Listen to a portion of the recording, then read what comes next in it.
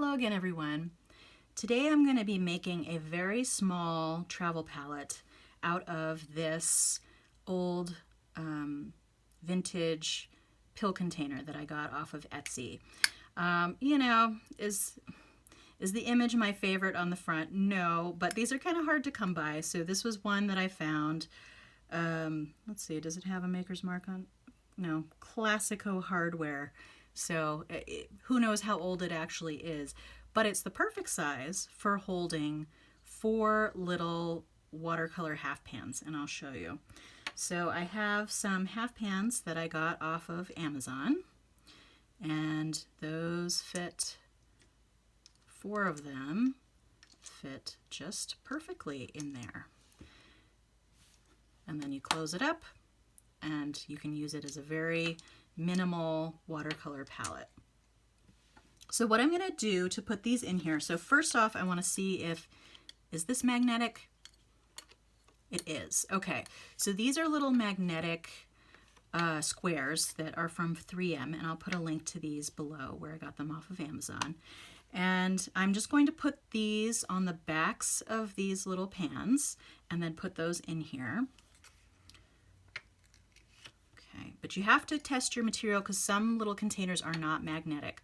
So if they are not magnetic, as I indicated in my last video, you could use museum wax to affix the bottom of your pans to the container. And this is removable. The only thing to watch out for with this stuff is, and I'll open it and show it to you really quickly. So and there's a little applicator here. Basically I just scoop up a tiny bit, rub it on the back of the pan, and then stick it in the container. So the only thing to know about this is it is kind of sticky, as the name would imply, and you need to watch out not to get this actually in your watercolor paint because it will mess with the consistency of your watercolor paint. Ask me how I know that. I have had an instance where that has happened, and I basically had to rub it off of the top, kind of scrape off the top layer of paint so that I could get that off of it. Okay, so let's just make sure one more time that it is magnetic and that it will close with the magnet on. Perfect. Okay, so that's another thing you want to make sure. If it won't close with the magnet on, you will need to use the museum wax. Museum wax is also called earthquake putty. And it comes in a different form other than wax that's sort of like a, I don't know, it almost has the consistency of bubble gum. But today, these are going to work fine. Okay, and you'll see I had to kind of stagger them a little bit, one going one way, one going another way, so that they would actually fit in this little container. Okay, so let's do the last one. There we go. All right, perfect fit, and let's make sure again that it'll close. And with the magnets, it shouldn't rattle around in there. And then I'm going to show you what my paint choices are for this little limited palette. So these are a combination of some Daniel Smith paints that I got recently that I didn't have before, and then Grumbacher Cadmium Yellow Medium, which is a really beautiful deep yellow color, and this is a cadmium color. It does actually have cadmium in it, and I think at some point is going to end up being discontinued and turned into a hue, which means not real cadmium, and they'll probably try to emulate that color without cadmium. For example, this is a cadmium red scarlet, but it is a hue, which means that it doesn't actually have cadmium in it. Let's see, so it is actually PY53, which is a yellow, PR254, which is a red, and PY83, another yellow. So they've added quite a few different pigments, well, 3, to emulate the color of a cadmium scarlet. And then this is manganese blue hue, again, meaning it doesn't have actual manganese in it. And then this is a raw sienna. So why I chose these colors is essentially I chose the primaries, red, yellow, blue, and then I chose an earth color, raw sienna. So when I have a palette that is limited in this way to, 4 colors, I want to make sure that I have enough colors to mix a lot of different things, which you can do with just the 3 primaries. But if you also add an earth to it, you can add some, I was going to say you can add some funk to it, but you can add some, basically it'll dirty up the colors a little bit, and it also gives you a wider range of the ability to mix with an earth color. So you could also, this 4th color could also be something like a green, if you wanted to add an interesting color, a purple, something unexpected if you felt like you just wanted to add that to your primaries. But this is what I chose here.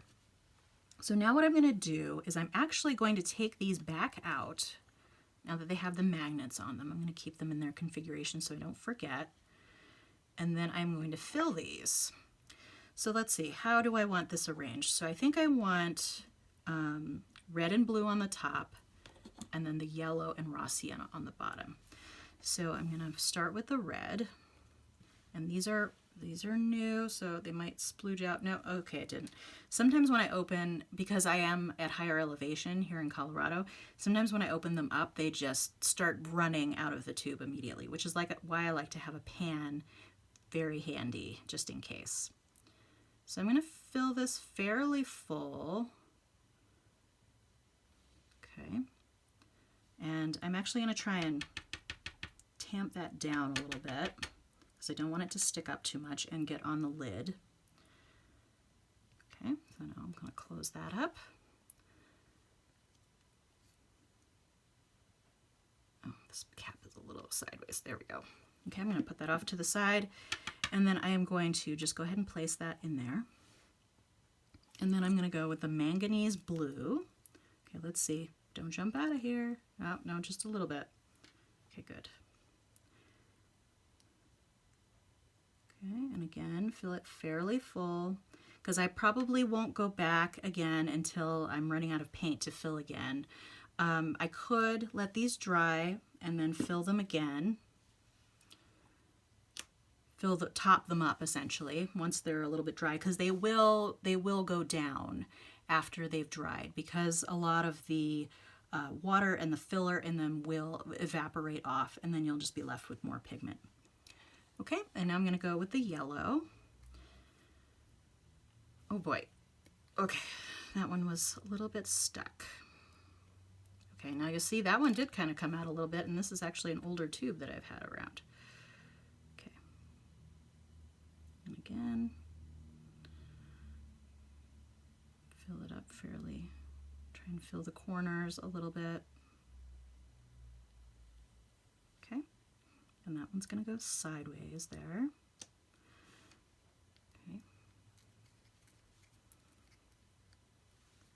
All right, and then the last one, raw sienna. Oh, yep, and that one's definitely leaping out. Okay. I don't know if you can see. That's what happens. And that's what happens quite frequently for me. So I'm actually surprised that the other ones didn't do it as much. But it's good to have that pan ready so that it can leap out into the pan and not out onto my table. Okay. And you'll see I'm kind of twisting once I have gotten it on there. That's just so that it doesn't run everywhere. Okay. And then we'll close that back up. And then I will put that last one in there. And I'm not going to close it because I think there are a couple of colors that are, see, sticking up a little bit. So I'm going to wait for that to dry, open. And then I'd say overnight is probably good. I'll probably come back again tomorrow morning and see how that went. And if it looks fine, I'll close it up. If it looks like it still needs to dry, I'll leave it open for maybe another day.